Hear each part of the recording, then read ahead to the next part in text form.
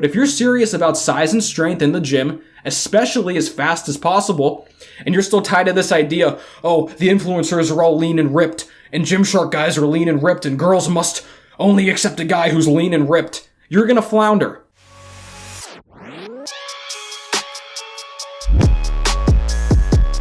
Chest up, shoulders back. Welcome to Revival Fitness, everybody, your home for gains and brains. And we have an essential video today. This needs to be watched by so many young men and women too. We're going to talk today about ab anxiety, the obsession that is killing your gains. And ironically enough, the guy who says killing your gains all the time is one of the main distributors of this mental disorder. So those of you who are OGs on this channel have heard me talk about this before, but staying very lean and always obsessing over your shredded six-pack, your ripped abs, being lean for the beach year-round, especially as a natural trainee without really good genetics, you're going to keep yourself small and weak. So I'll throw up some pictures here. My first couple years in the gym, guys, I fell for this. I was 5'10", I'm still 5'10", but I was only 155, 160 pounds maybe. I was a little skinny rail, but again, I had some shoulder vein and my abs, my obliques, my serratus was kind of showing, so I thought I was hot shit, right? I was in some photos perhaps, but in the gym, I was left behind. I could barely bench 185. Well, I don't even think at the time of that photo I could bench 185. I could barely squat over 2 plates. I was still deadlifting about 300 pounds, so my numbers were not impressive on any other lift as well. And I know that really skinny kids, they love to be calisthenics warriors. Oh man, I can do 30 push-ups in a row and 15 or 20 pull-ups. And it's like, yeah, you weigh 145 pounds, dude. But it is what it is. We're talking about weight training in the gym. We're trying to get legitimately big and strong here. And if you guys don't believe me, I got evidence. So I'm going to read you guys a series of Instagram messages I got from one of our viewers. I'm not going to say his name for privacy reasons, but if you are watching this, bro, you can just say in the comments below that it's you. And this is the problem personified. He says, hey, I just want to first say that I love your videos, and one in particular really helped me mentally, and you should keep up the amazing work. Long story short, I got way too obsessed with calories and getting lean, and it really got unhealthy. And part of that was because a lot of YouTubers like Greg Doucette. Greg Doucette and Athlean, as big as their channels are, and they had that sparring last summer over the fake weights and the fake natty and everything, they are serious purveyors of body dysmorphia. Both of them are lean, ripped, shredded guys who are not natural. Now, Coach Greg's admitted to not being natural. All you Athlean fanboys think he's natural. He's not. I hate to burst your bubble. A guy his age and the little number of calories he eats, he's in a deficit year-round for years. You're not staying that lean and solid at his age, naturally. It's not happening. And you're like, oh my god, he's so strong and he's so big, even though he's not big. You turn Athlean, turn Jeff Cavalier to the side, he disappears. He's like a Ticonderoga pencil. And unless you are willing to accept the evidence or even see the evidence that he's a fraud, you're never going to understand that. But you guys got to understand, man, whenever you say things like bulking is a myth and you can gain tons of muscle and strength in a deficit and you can keep your abs all year naturally, why do you think they say that? It gets them clicks and subscribers. What I'm telling you is not trendy, but I'm still saying it. I probably should lie to you. That would help this channel, but I don't want to do that. So if you guys are always comparing yourself and like, oh, I want to be as lean and ripped as my favorite YouTuber, you're going to drive yourself crazy. But let's keep reading here. As much as I love his content, his stuff is a little bit more geared toward people trying to lose weight, not gain. That is correct. So when I was underweight, but constantly hearing about calorie deficit, bulking is stupid, and things like that, I'm assuming you can tell how it went. Yes, I do, because I used to be you a couple years ago. It turned into that I was so starved, I assumed my maintenance was a lot lower than it actually was, so I was eating in a huge deficit while somehow convincing myself it was maintenance. Yeah, Greg Doucette will do that to you. I would end up binging one day, then not eating at all the next. What does that sound like to you guys? But then I came across one of your videos about how bulking isn't completely stupid if it's done right. And that's what it is, guys. If you're a normal genetics, which is the vast majority of you watching, you don't have super saiyan strength and all this stuff, you're going to have to eat in a caloric surplus to get big and strong. Why do you guys think the high school football and wrestling teams, all the coaches make them eat a bunch of food when the season starts? They have to get bigger. There's no other way to get bigger. You guys, if you watch YouTube fitness and Instagram fitness, all these kids though, that are 18 years old in IFBB pro shape, you would think it's normal to be an 18-year-old who's 7% body fat, 170 pounds, benching 350 for reps. That is not normal, guys. That is not normal by any stretch of the imagination. And then they go on and say, oh, I'm totally natural, because then they sell you some products or Gymshark or whatever. You gotta wake up to this stuff. It will drive you insane. Let's keep reading. As stupid as it is, it gave me closure that it's okay to be in a slight caloric surplus.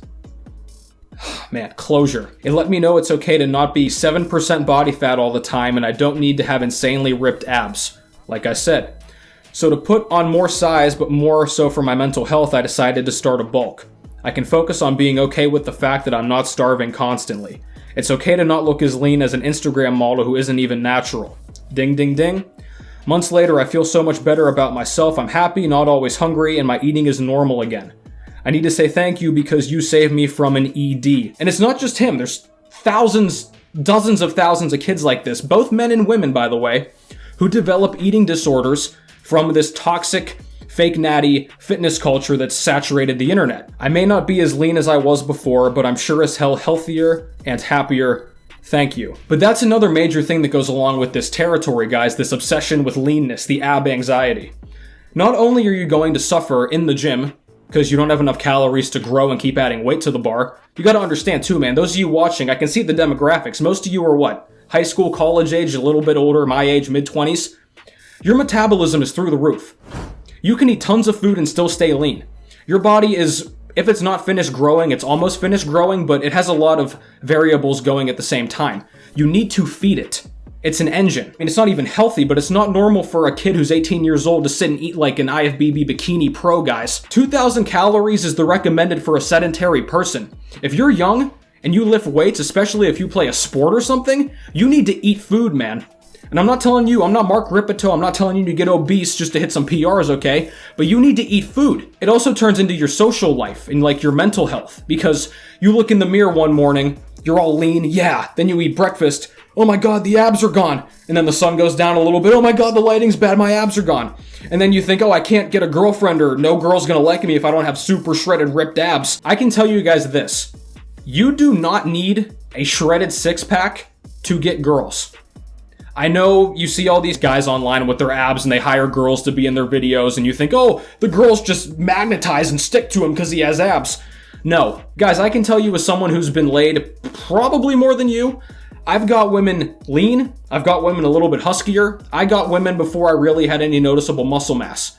You know what I mean? I've been there with all of it. If your idea of yourself and your self-esteem and like your mental acceptance of yourself is tied to, I mean, seriously, your midsection? Bro. And like we said, this obsession with abs directly correlates to performance. So let's read our boy's stats here. I asked, what's your height and weight? He says 150 pounds at 5'9". Just like I told you guys I was. And I asked, do you know your 1RM strength on the big four, squat, bench, deadlift, OHP? He put them into a calculator. He said bench is close to 150 max. His squat is about 225 ass to grass, deadlift 250, overhead press is about 90 pounds. And then he says, I got shit numbers, LOL. And I said, correct. Given how lean you are and the volume you do, you're going to plateau a lot. And that's another major point here, guys. You see these programs online, all these Instagram pages, these social media influencers, they got these routines, tons of volume, tons of stuff to do. Do you really think a young man is going to make appreciable progress? He's under eating to begin with. He's 5'9" and 150 pounds. He's like a bantamweight boxer. And he's out here trying to be like, oh man, why can't I bench 2 plates? You're not big enough, dude. I can tell you guys from my own experience. Whenever I did my first legitimate bulk for like a year straight, I don't have the exact numbers on me. I think I went from like a 155 bench. I got it up to like 195 or 200 for 8. I went from, I used to skip leg day in my really leaner days because I'm a good bro. My squat now you guys have seen, I squat 315 for multiple reps. My deadlift at this point is closing on at 500 pounds.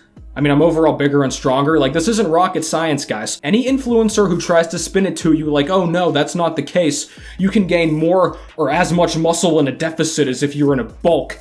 They're full of shit. They're lying to you. And then what are they gonna do? I have the secret. Buy my cookbook. Buy my program. Buy this. Buy that. That's marketing, guys. That's the name of the game. That's what they're doing. okay? And too many people don't realize this until it's too late, like our guy here. He essentially had an eating disorder because he got sucked into this vortex of nonsense. So unless you compete in a really strict weight class sport, boxing, wrestling, something like that, you gotta make weight for a competition. Unless you're an actor or model who has to have abs for your profession, there's no need to be obsessed with your abs. Guess what? You eat in a surplus, they might go away a little bit. You can always turn down the surplus a bit to get them to show a little bit more. Or guess what? You could do a bulk for 6 months, a year and a half, 2 years even, if you're really, really skinny. Just dial the calories down to maintenance and deficit slowly, and your abs are gonna come back. They don't disappear. They can come right back very quickly. Just like you can get fat and get skinny, right? It's just a wave. It depends on what you choose to do with your calories. But if you're serious about size and strength in the gym, especially as fast as possible, and you're still tied to this idea, oh, the influencers are all lean and ripped, and Gymshark guys are lean and ripped, and girls must only accept a guy who's lean and ripped, you're gonna flounder. So I'm pretty much done ranting here. This has been The Point. Check out my other videos on this topic. The Truth About Six-Pack Abs, Greg Doucette Maingaining reply, Athlean X shredded and strong. I got all kinds of videos on this topic, guys. So watch those too. Get this in your head. Save yourself a lot of problems. So this has been it. Thank you guys for watching. Like, comment, subscribe down below. Tell me what you want to see next, and I will catch you next time.